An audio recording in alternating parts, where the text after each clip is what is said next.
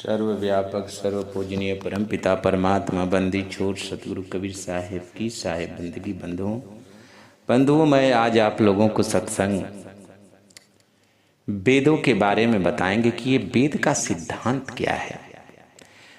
मुझे आज आप लोगों को वेदों के बारे में बताना पड़ रहा है सतगुरु कबीर साहिब के ज्ञान विचारों से, क्योंकि सतगुरु कबीर साहिब वेदों के बारे में इसलिए बताना चाहते हैं, वेद शास्त्रों के बारे में, क्योंकि संसार पूरा वेद शास्त्र को ही पकड़ा हुआ है और वेद शास्त्र की वाणियों से ही अपनी मुक्ति समझ रहा है। और वेद का रहस्य क्या है, भेद क्या है और वेद किसे कहते हैं, ये सारी बातें को आपको इस सत्संग के माध्यम से मिलेगी। आज मैं आप लोगों को ये वेद का ज्ञान कैसा है, क्या इस ज्ञान से ये जीव उस परमात्मा के लोक तक चला जाएगा, क्या ये वेद शास्त्र उस परमात्मा का सच्चा वर्णन करता है, क्या वेद भेद बता रहा है। वेद के रहस्य को साहिब क्या बता रहे हैं। संस्कृत ही पंडित कहे, संस्कृत ही पंडित कहे, बहुत करे अभिमान। संस्कृत ही पंडित कहे, बहुत करे अभिमान। भाषा जान तर्क करे, ते नर मूढ़ अजान। संस्कृत ही संसार में पंडित करे बखान। भाषा भक्ति दृढ़ावही, न्यारा पद निर्वाण, न्यारा पद निर्वाण। बानी तो पानी भरे, चारों वेद मजूर। चुका सेवक बंदगी, किया चाकरी दूर, किया चाकरी दूर। वेद कहे हम कछु न जानू, श्वासा के संग आय। दर्श हेत करूं बंदगी, गुण अनेक मैं गाय, गुण अनेक मैं गाय। वेद हमारा भेद है, हम वेदों के माँ। यमन भेद में मैं बसत हूँ, वेदो जानत ना, वेदो जानत ना। वेद थके ब्रह्मा थके, थक गए शेष महेश। आज जहाँ गीता की गम नहीं, संत किए परवेश, संत किए परवेश। बंधु, सतगुरु कबीर साहिब कहते, हे संसार के लोग, उस सच्चे परमात्मा का जो वर्णन है इस संसार के वेद शास्त्र पुराणों में तुमको नहीं मिलेगा, क्योंकि इस वेद शास्त्र का जो निर्माण किया है ये जीव के द्वारा हुआ है। उस वेद शास्त्र का मैं तुझे रहस्य बता रहा हूं, क्योंकि तुम वेद शास्त्रों में उलझे हुए हो। मेरी बात को समझो, इस भाषा में मत उलझो। वो परमात्मा इस भाषा से भी परे है, और जो मेरे भी ग्रंथ है, इन ग्रंथों में वो परमात्मा नहीं है। इस ग्रंथों में वो परमात्मा नहीं है का मतलब कि वेद पुराण जो उस भेद को नहीं जानता है, तो साहेब भी कह रहे हैं कि जितनी मैं बाणी कह रहा हूं, इस बाणी में वो सार शब्द नहीं है। 16 सहस्त्र शब्द में भाखा, सार शब्द में बाहर रखा। हे संसार के लोग, मैंने जितनी बाणी कहा है, इन बाणी में वो सार शब्द नहीं है। वो सार शब्द तो परे है इन बाणियों से। उन शब्दों को तुम साधन से जानोगे, सूरत शब्द की साधना करके उस सत्पुरुष उस परमात्मा को जानोगे। तुम ऐसे नहीं जान सकते हो, वो बाणी में नहीं है, वो तुम्हारी ध्यान में है, तुम्हारी सूरत में है। उसे देखना है, जानना है। ये नहीं कि बाणी पढ़ करके ही तुम अपने आप को विद्वान और ज्ञानी समझ लेना। उस ज्ञानी से और उस ज्ञानी से बड़ा अंतर है। इसलिए संसार के लोग जैसे वेद पुराण पढ़ करके, शास्त्र पढ़ करके अपने को आत्मज्ञानी मान गए हैं और आत्मा के बारे में नहीं जान पा रहे हैं। वेद शास्त्र उस परमात्मा का वर्णन नहीं कर पाता है। संस्कृत ही पंडित कहे, बहुत करे अभिमान। ये ब्राह्मण लोग संस्कृत भाषा में शास्त्रों को पढ़ करके इस संसार को सुना करके बहुत अभिमान करते हैं कि मेरे जैसा कोई विद्वान नहीं है। भाषा जान तर्क करे, भाषा से तर्क करते हैं कि मैं संस्कृत में जानता हूँ, और उस संस्कृत की भाषा को पढ़कर अपने आप को अभिमान कर समझ करते हैं कि मेरे जैसा कोई विद्वान नहीं है। ते नर मूढ़ अजान, वो मूढ़ अजान है, अपने तो उस परमात्मा को जानता भी नहीं है और दूसरे को इस संसार में भरमा रहा है। ये मूढ़ है, वो अज्ञानी है, वो मूर्ख है जो ऐसा करता है। अरे तुम भाषा को जानकर संस्कृत पढ़ के उस परमात्मा को जान गए? नहीं, परमात्मा तो वो होता है बंधुओं जो हर जीव के अनुकूल वाणी बोला हो। सतगुरु कबीर साहब की वाणी ऐसी है जिसको हर प्रकार के जीव, हर स्तर के लोग उनकी वाणी को समझते हैं।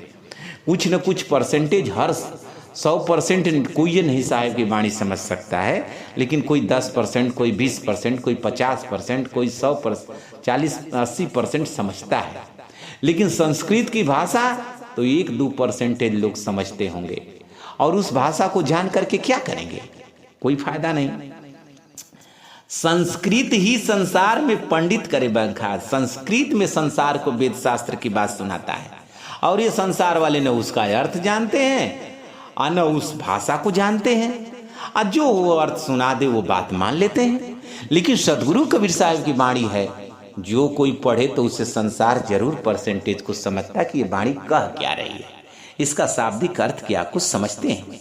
भाषा भक्ति दिड़ाई न्यारा पद निर्माण। वो भाषा भक्ति से ये जीव का कल्याण नहीं होगा।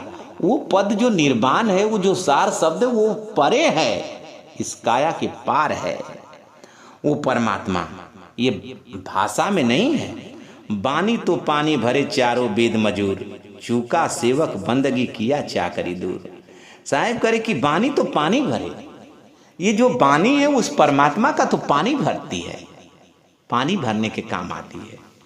और चारों वेद मजूर, ये तो मजदूरी है, ये मजदूर का काम करता है। ये वेद शास्त्र पुराण पानी भरने के काम आते हैं, और ये वेद शास्त्र जो है ये मजदूर का काम करता है। मजदूर है सब। किसका मजदूर? इस परमात्मा का। ये मजदूरी कर रहे हैं। और चूका सेवक बंदगी, उस परमात्मा की बंदगी से सेवक चूक जाता है। किया चाकरी दूर, वो चाकरी उस परमात्मा की सेवा नहीं जान पाता है, भक्ति नहीं जान पाता है कि उस भक्ति क्या, उसका भेद क्या, उसका रहस्य क्या है। इसलिए उस परमात्मा की बंदगी से चूक जाता है, उस ये संसार के बंधन से चूक जाता है, उसकी मुक्ति नहीं हो पाती है। ये संसार के वेद शास्त्रों में उलझा रह जाता है बंधु। वेद कहे मैं कछु न जानू, श्वासा के संग आए, दरस हेत करूं बंदगी गुण अनेक मैं गाय। कराए वेद की मैं तो कुछ नहीं जानता उस परमात्मा के बारे में।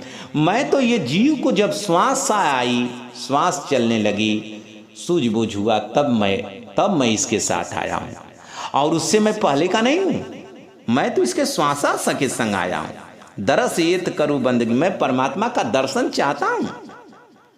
ये वेद कहता है कि उस परमात्मा के दर्शन तो वेद पुराण चाहता है, उसमें भी बात है कि परमात्मा का दर्शन करो, परमात्मा के द्वारा ही कल्याण होगा। लेकिन गुण अनेक गाय, अनेकों गुण गा रहा है, एक परमात्मा का गुण स्पष्ट नहीं कर पा रहा है कि परमात्मा यही है। वेद हमारा भेद है, हम वेदों के मां, और जौन भेद में मैं बसत हूँ वेदो जानत ना। साहब करें कि वेद हमारा भेद कहता है, लेकिन जवन भेद में मैं बसता हूं उसे वेद भी नहीं जानता है, क्योंकि वेद मेरे भेद को नहीं जान सकता। इसलिए बंधुओं, उस परमात्मा तक का जो उस परमात्मा तक के जाने के लिए वेद पुराण और शास्त्रों के ज्ञान से जान करके कोई सोचे कि मैं उस सत्पुरुष परमात्मा को जान जाऊं, उस सार शब्द को जान जाऊं, जन्म मरण से मुक्त हो जाऊं और आत्म स्वरूप में हो जाऊं, ये हो नहीं सकता, क्योंकि ये जानता ही नहीं उस भेद को। वेद पुराण शास्त्र सारे काया के अंदर भक्ति दिढ़ाए हैं और काया के अंदर सब लोग भक्ति साधना जाप तप किए, इसलिए किसी ने आत्मा परमात्मा को नहीं जान पाया, क्योंकि ये आत्मा परमात्मा का भेद काया से बाहर है और वेद शास्त्र की जितनी भक्ति वो सब काया के अंदर है। इसीलिए साहब का वेद थके ब्रह्मा थके थक गए शेष महेश, जहाँ गीता की गम नहीं संत के प्रवेश। वेद पुराण जितना है, वेद थके ब्रह्मा थके, वेद और ब्रह्मा थक गए शेष महेश ये भी थक गए, उस परमात्मा तक नहीं जान पाया। जहाँ गीता की गम नहीं संत के, वो जो सदगुरु कबीर उपदेशक संत होता है उस परमात्मा लोग धाम तक चला जाता है, अगर सच्चा भक्ति वो करे, सच्चा ज्ञान लेकर के तो। लेकिन जो वेद शास्त्र पुराणों में फंस जाता है यहीं उसका जीवन खत्म हो जाता है। साहब आगे करें कि हे संसार के लोग, ये जीव में जो वेद पुराण की दुविधा का कारण बन गई उस परमात्मा को, परमात्मा सच्चे परमात्मा के विचार में जो मैं ज्ञान बता रहा हूं, ये वेद शास्त्र पुराणों में सब फंसे हुए हैं। यही दुविधा का कारण है, यही दुविधा का कारण। इस दुविधा को जो फंस समझ जाए वो इसी का तारन तार होगा। सतगुरु कबीर साहब कह रहे हैं कि हे संसार के लोग, ये दुविधा कहां से चली आई है? ये वेद शास्त्र पुराणों से चली आई। इसी में जीव अरुझ रहा है और अर्जुराने वाली ये विद्वान धर्म गुरु ब्राह्मण और पंडित लोगों ने इसी वेद शास्त्र को पढ़ करके जीव को अर्झा रहे हैं, सच्ची भक्ति नहीं करने दे रहे हैं। क्यों नहीं करने दे? क्योंकि यही उनकी रोजी रोटी है, इसी उनका धंधा है और इसी धंधा में दुनिया के बंदा को फंसा डाला है। लेकिन सतगुरु कबीर साहब ये वेद शास्त्र के रहस्य को बता रहे हैं। आप लोग इस वाणी को, इस वेदों की विचारों को आप समझ जाएंगे तो आप सच्ची भक्ति को जरूर समझ जाएंगे। क्योंकि ये वेद शास्त्र का ज्ञान का रहस्य क्या है? क्योंकि कोई वेद को पढ़ लिया है, कोई गीता को पढ़ लिया तो समझता है कि मैं भी ज्ञान जान जाऊंगा। कितना सतगुरु कबीर साहब के पंथ में आके गीता के ज्ञान को दिढ़ा रहे हैं कि गीता का ज्ञान सही है। देखिए भगवान कृष्ण ये करें, जो भगवान कृष्ण कहे वो सतगुरु कबीर साहब कहें। बंधु, ऐसे महात्माओं पर विचार मत करना। वो तब साहेब के ज्ञान को और दुनिया के ज्ञान को जाने। एक जीव उस परमात्मा का भेद बता सकता है? कभी नहीं बता सकता है। तो आप लोग इस वाणी में सदगुरु कबीर साहब के महाबीजक ग्रंथ से ये वाणी ली गई है और इस वाणी को समझ करके मैं बता रहा हूँ, इसे सुनिए और समझिए और समझ करके चिंतन मनन करके आप सत्य परमात्मा को जानिए, सत्य ज्ञान को जानिए, तब आपको लोगों का कल्याण हो जाएगा। साधो दुविधा कहाँ से आई, साधो दुविधा कहाँ से आई, नाना भाव विचार करत है कौन मति चुराई, साधो दुविधा कहाँ से आई, नाना भाव विचार करत है कौन मति चुराई, ऋग कहे निराकार निर्लेपित अगम अगोचर साई, निर्युग कहे निराकार निर्लेपित अगम अगोचर साई, आवे न जाए मरे नहीं जीवे रूप वरण कछु नाही, साधो दुविधा कहाँ से आई, साधो दुविधा कहाँ से आई, यजुर कहे सरगुण परमेश्वर 10 अवतार धराया, यजुर कहे सरगुण परमेश्वर 10 अवतार धराया, गोपिन के संग रास रचु सोई पुरातन गाया। साधो दुविधा कहाँ से आई। साम कहे वह ब्रह्म खंडित। साम वेद क्या कहता है? शाम कहे वह ब्रह्म खंडित और न दूजा कोई। आप अपरम अभिगत कहिए सत्य पदार्थ सोई। सत्य पदार्थ सोई। साधो दुविधा कहाँ से आई। अथर्व कहे परोपथ दिसे सत्य पदार्थ नाही। अथर्व कहे परोपथ दिसे सत्य पदार्थ नाही।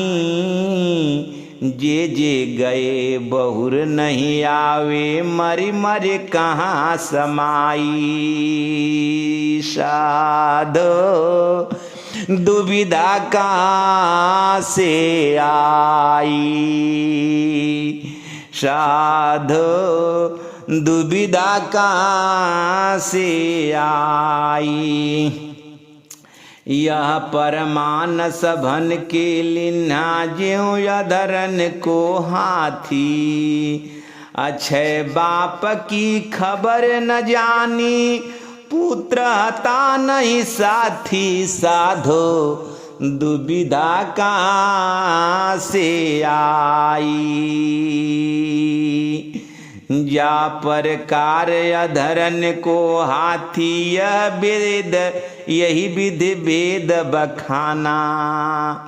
जा पर कार्य अधरन को हाथी या विधि वेद बखाना। अपनी अपनी सब कोई भाषे का को ध्यान ही ठाने। साधो दुविधा कहाँ से आई।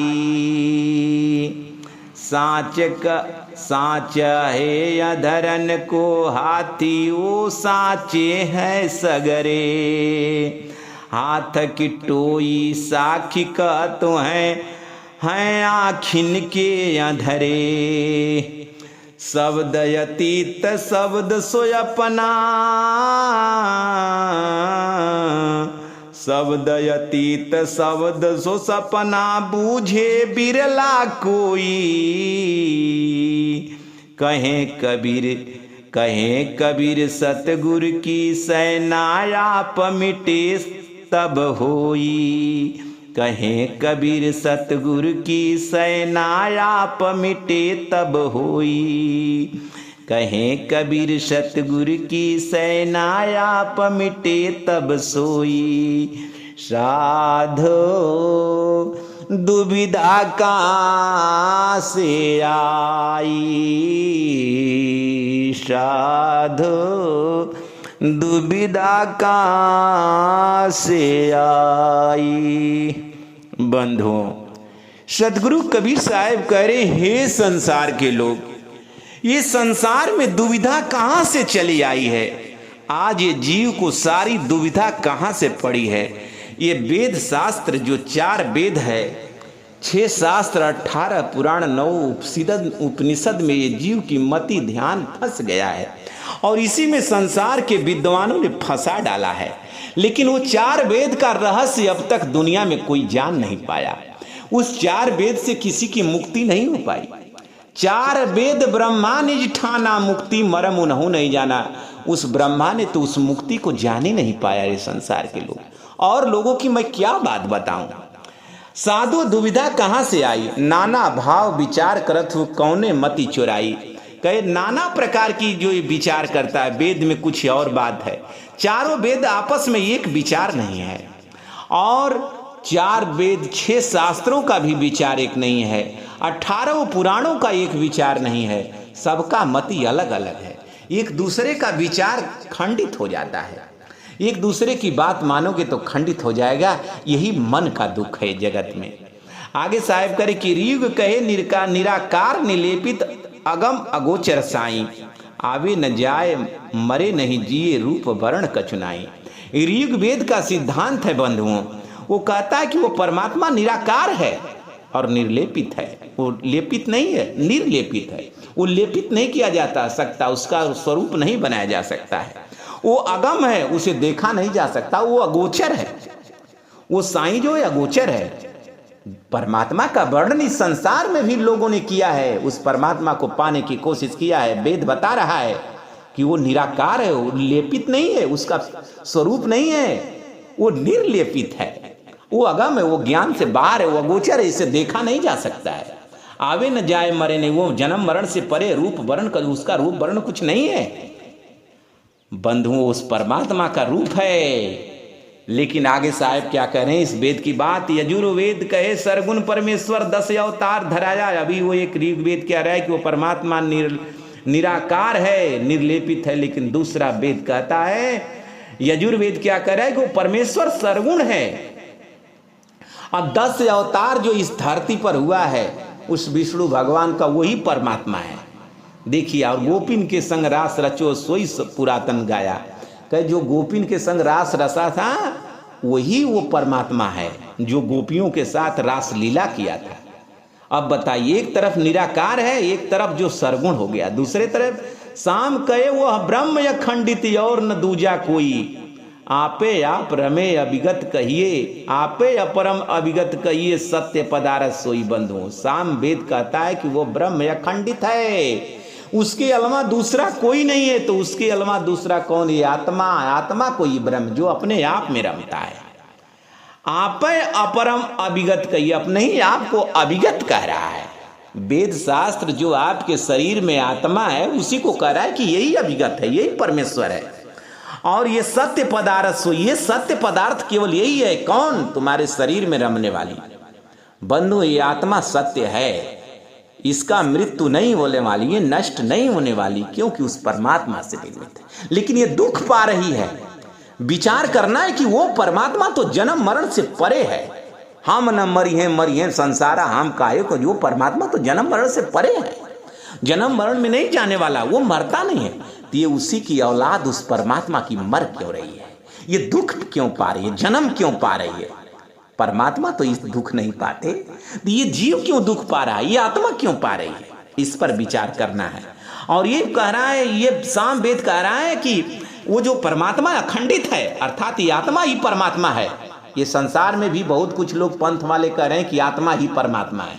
ये साहेब के भी पंथ में आकर के वेद की बात कहते हैं, वही वेद बात की जो वेद शास्त्रों की बात अब साहेब ज्ञान से अब साहेब में भी आ गए हैं, तो वही बात दुनिया को दिढ़ाना चाहते हैं कि साहेब में देखिए वेद की बात कर रहे हैं।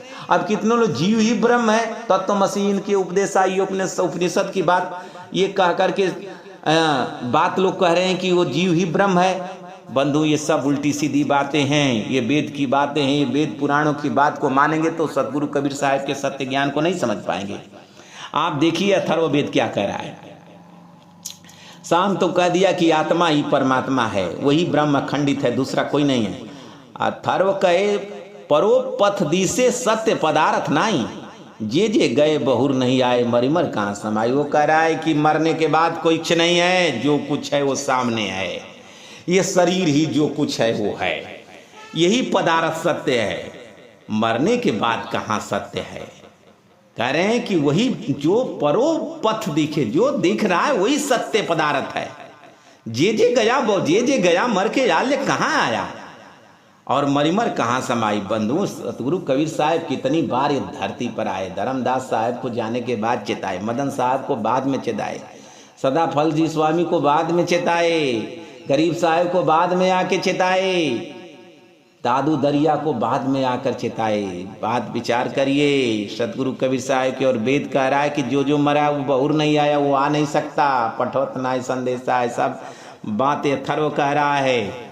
तब साहब क्या करें कि ये बात सब झूठ कह रहे हैं, सही क्या कह, ये परमान सबन के लिन्ना ज्यों अदनन को आती।